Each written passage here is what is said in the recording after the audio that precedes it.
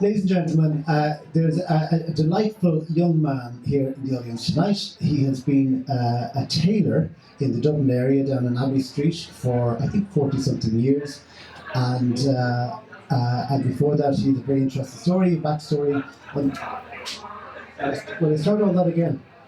The bit about the technology breaking down? No? Okay. And he's been a very successful tailor in Abbey Street for many years, and before that he was raised in the industrial school system, and of course that's a very sad but a very interesting backstory. When I say he's a young man, really what I mean is he happens to be 82, but leaving that aside, you take one look at him and you go, God, that guy's in his 60s, he's in great shape. Will you please welcome Jude Hughes, also known as Jude the Tailor.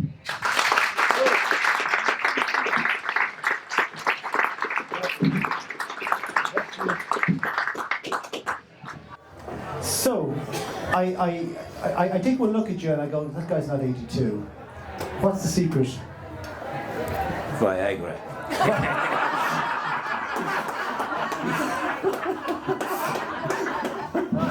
I'd like to think that was rehearsed, but it wasn't actually.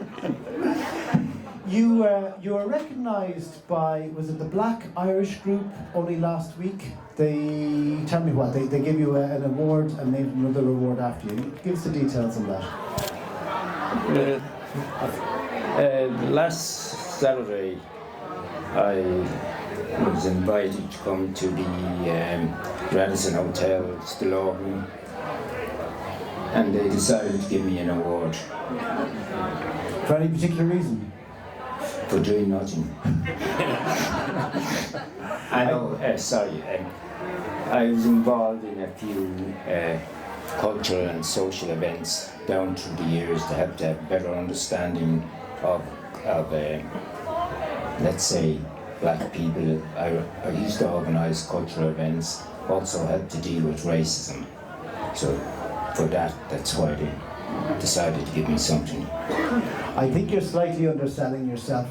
In my research I found that they gave you a special award on Africa Day about a decade ago, and that you're one of the first activists to campaign for the rights of non-white people in this country. You're kind of way ahead of the curve. Would that be right?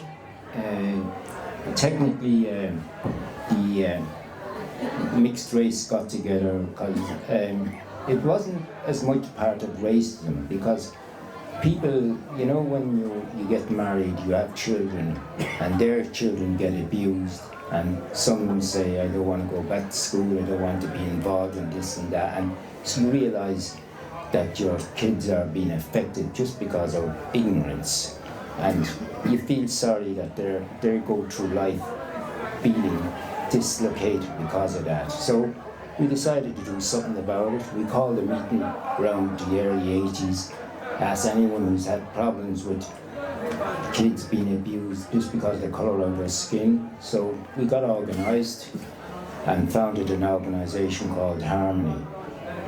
And part of that was to do a collection of problems that kids were having, and grown-ups as well. And we then forwarded a dossier to the then Minister of Justice, because at this stage, most of Europe had Race Relations Acts, but Ireland hadn't. Their attitude was the things that happened in these countries couldn't happen in Ireland. We said, wake up and smell the roses. Because we had these people being psychologically affected, even some suicides. Yeah, as you know, no kid should be committing suicide around 14, 15. That was serious. So we took it on, and we eventually got them to pass some of the Race Relations Act and incitement to hatred and equality laws.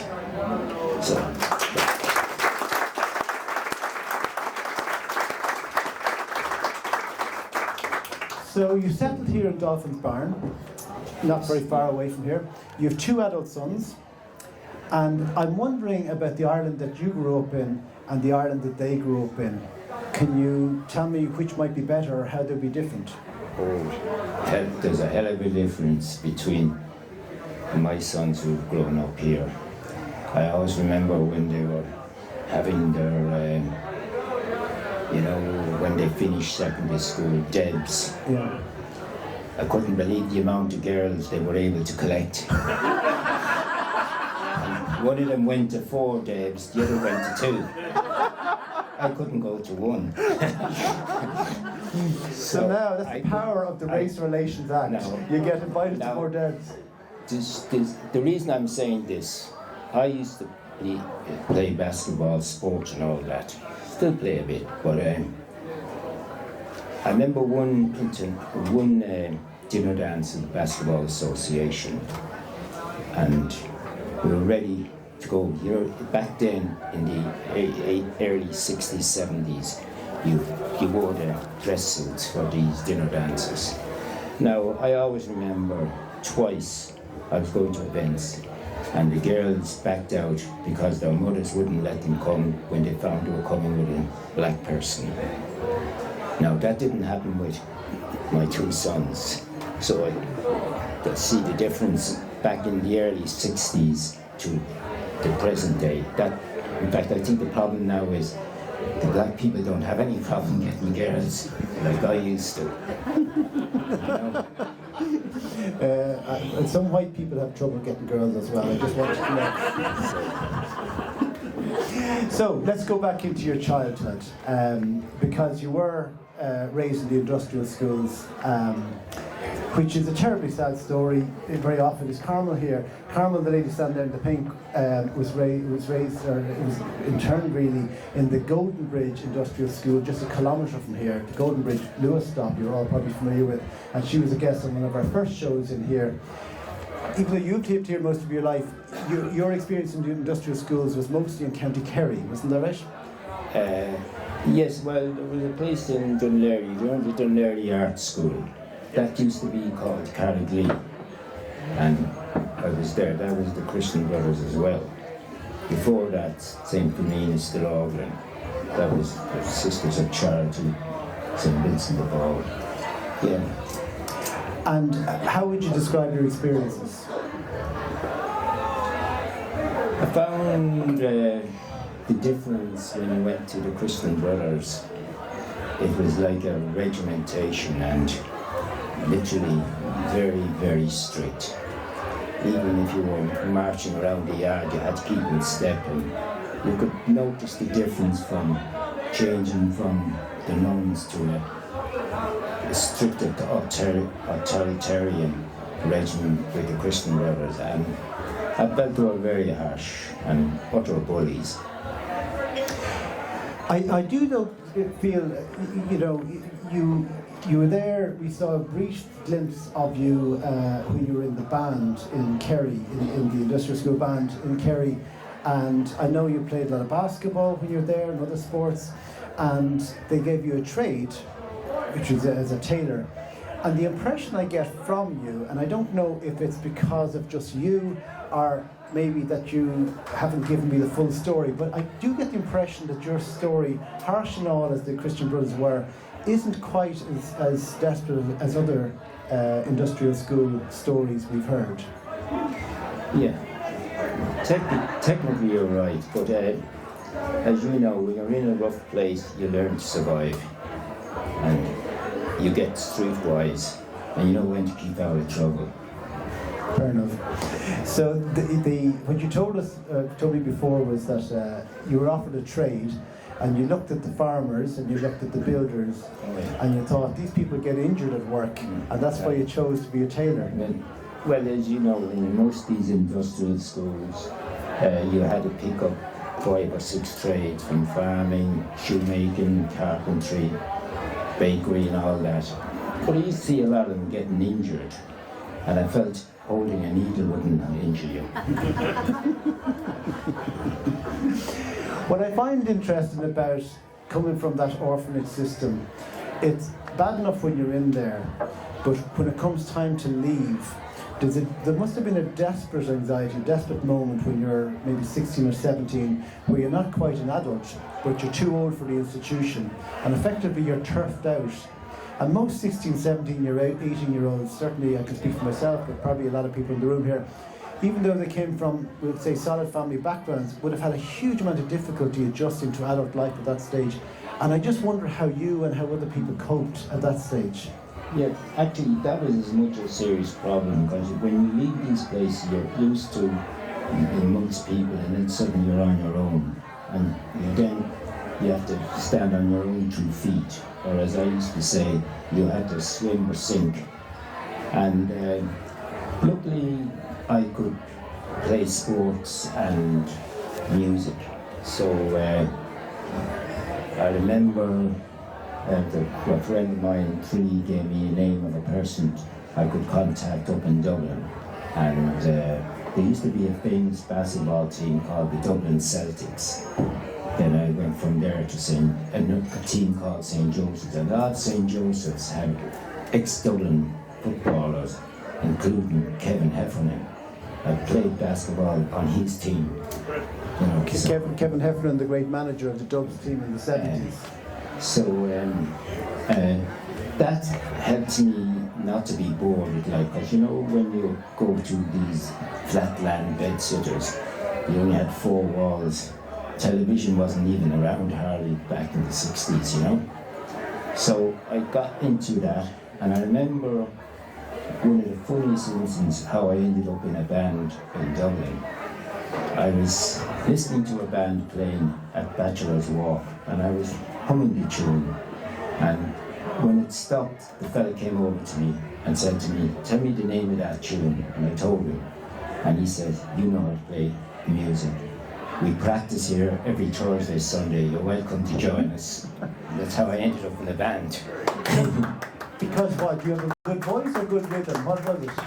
Pardon? What was it you had? A good voice, good rhythm? No, good timing? the bass player observed me whistling the tune and humming, and when they finished, they dismissed, and he made a beeline for me. And he just said to me, "What was the name of that tune?" I told him. He must have figured I knew the piece, you know? Yeah. So I'm wondering how you go from that very difficult situation as an orphan. But that helped to knock the boredom out of life. It meant I was pretty active in sports and music. Then I never joined an Oiga, just kept active. And I'm still active. Because you play tennis regularly, don't you? I played tennis. I only took that up late. You know? When you got the Viagra. When you got the Viagra. Yeah. Again, I'm wondering, how do you go from being a penniless orphan to owning your own house and owning your own business? It's a big leap. Yeah, well, I remember, I've actually a nice story to tell. I moved to Rialto in '88. I bought a house. And I remember the lad who sold it to me said, I was trying to clear out the garden, but I couldn't get finished in time, so I let the skip out for you. So I got my friends and hands come and clean out the garden. I said, you can't have any more drinks until you've cleaned that garden. So the next morning I was coming out, and the lady next door was waiting for me, and she said to me, are you the new person? Yeah, I said, I am. She said, you're welcome. Now this is in Carrick Terrace. So I said to her, I'm finished with this skip. Anybody who wants to use it, you're welcome. So I went off to work, came back at about 6:30 that evening, and the skip was sky high. Now, what was lovely about that was every few minutes, the neighbours in the area knocked at my door, thanking me for letting them use the skip, and said to me, I live there, if you need anything. And this went to half the Carrick Terrace. I suddenly, in about, I'd say less than 24 hours, I was friends with all the neighbours. So the best thing if you want to get friends with neighbours, get a skip.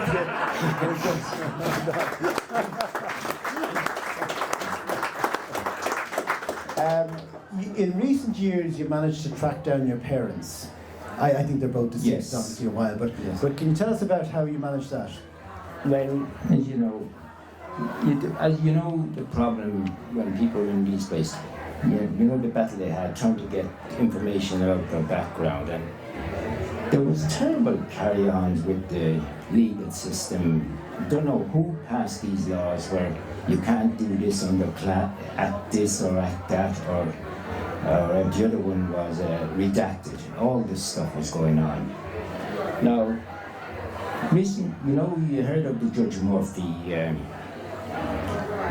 teen mother and baby homes. Yeah. Now, I went before them, and I said to Judge Murphy, why are these acts and these redacted in place? Obviously, that was challenged in the High Court in the early 60s, 70s, and it was upheld. And she thought by giving me that glib answer, that was the answer. I said to her, excuse me, is this in the Constitution? She said it wasn't. So I said to her, if it's not in the Constitution, European law overrides this. And they looked at one another, and she had to admit, yes. So therefore all this is illegal. Now, nobody knew that, and I was amazed. Now, we were now in the European in 73. This inquiry with mother and babies was around 2016 to 18, And it's only now, and that's the only reason the government is now letting people have their things. But the whole thing was illegal from the word go. And I can't understand how no solicitor or barrister spotted that. And I was just fishing when I got that answer. So the government had no choice. But the problem with that was people could have found out better of their identities, could have found some of their relations a lot earlier while they were alive. And some of them, when they discovered this, only found that the mother or father died only a year or two ago. In 40 years they could have known that. And that's to never understand why they did this. Why was the reason for this, a game that they played? Because it added an extra 30, 40 years of misery to a lot of people who wanted to at least know their identities. And it should never have happened. What is your identity? My identity now is I'm 50% Irish, 50% Nigerian. And my father was a medical doctor. His great uncle was the first Minister of Health in the Nigerian government in 1960. That's Moses Magic Adomi. And what about your mum? My mum was Irish from Carlow, and we were able to follow the whole family from there as well. And we have all that as well. So we have the full identity now, Irish and African. I'm going to skip ahead and tell you a little bit about the story, because when you found your mother, you found out that she had been a seamstress working for the Singer Sewing Machine Company in Dublin. Whereabouts in Dublin? Singer's in Mary Street. In Mary Street. So you can imagine this man here is reared mostly in Kerry. They offer him a trade, he picks tailoring, opens a shop on Abbey Street. Unbeknownst to him, half a mile away, your mother had the same profession, the same trade more or less. I find it astounding, isn't it? Yes, unusual coincidence. Time to wrap it up. All right, we're going to continue wrapping it up, but I'm going to embarrass, is it Moira? Do you mind just, because you came up at the break and you gave this man a very, very warm hug, because he's been your... My tailor for 30 years. Your tailor for 30 years.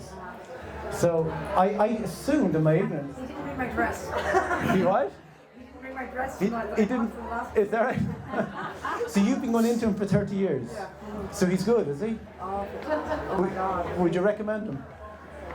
Totally. In my ignorance, when a guy says he's a tailor, The best. I assume he's working on male clothes. It hadn't occurred to That me. too, but you can bring him anything, and everything can be made into amazing. Because she's off mic, I'll just explain to you. She's been going in and out to Jude for 30 years to a store in Abbey Street.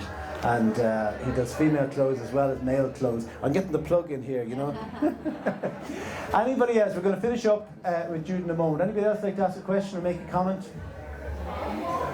1 second, Michael at the very back. I'm just curious to know, did you make your own suit that you're wearing? Yes. Yeah. Fantastic. Charlie. No, it's just a comment really. You know, the kind of world we're living in now is a world of celebrity and kind of manufactured heroes.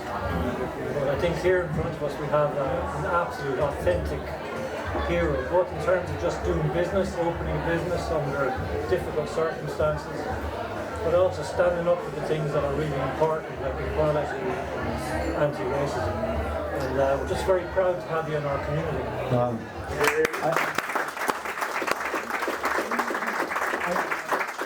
Before you respond, I'm just going to repeat it back to the people who couldn't hear it. You know, Charlie's just making the point that it's very proud to have him in our community in a time of manufactured celebrity and other, would say, false qualities. It's great to have an authentic person like that. Hopefully I'm representing your comment. It's great for me as well because this show is about the community and it's about finding interested people in the community. Sometimes these people are famous and it's very, very easy to sell tickets on the back of that. It's very easy to get people in. It's very easy I suppose, to give people joy in that way. But to have somebody who's not famous, but it's even more interesting, is what the show is all about. So thank you. That's good. Can we finish up? All right. Unless you want to say any last words. No? I'll take this off.